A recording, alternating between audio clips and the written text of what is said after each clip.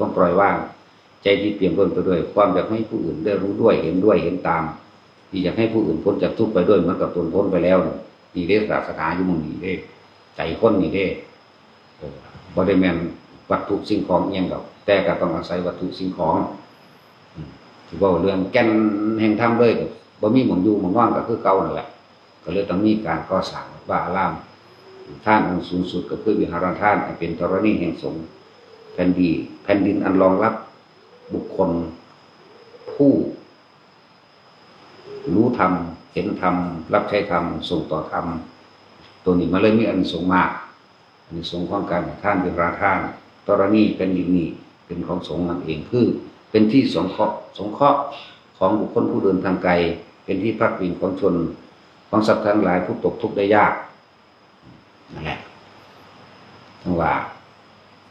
ก็เลยต้องมีสิ่งเหล่านี้มั่งก็เลยว่าถ้าทำลายบุคคลผู้ใดผู้หนึ่งขึ้นมาที่เขามีศรัทธาที่เขามีศรัทธาในกำลังเดินแห่งมรรคอยู่นี่แค่โซดาปฏิมรรคผู้ที่จะเข้าสู่โซดาปฏิผลแต่ว่าเขาไปกระชาก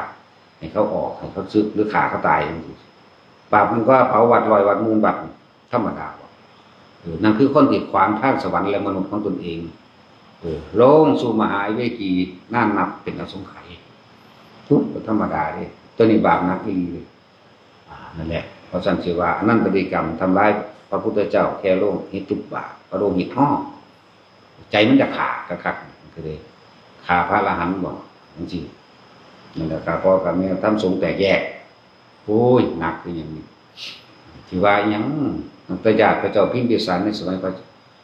พระพุทธเจ้ากับปุสันโธเนาะตามตำราเป็นบันทึกมันบ่แมนแต่สมัยพระพุทธเจ้าวิปัสสีพระวิปัสสีสมมาสัมพุทธะ